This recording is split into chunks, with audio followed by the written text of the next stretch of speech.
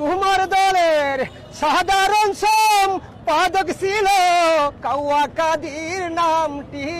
ছিল চাইল কাকা করিয়া ও মজিব রে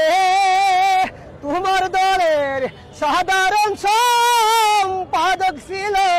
কাওয়া কাদির নামটি ছিল দেশ খাইল কাকা করিয়া ও সে কথাই বলতো খেলা হবে মাঠে না নামিয়া দেখে কথাই বলতো খেলা হবে মাঠে না নামিয়া দেখে মাঠে রয় তার জিয়া শেখ হাসিনা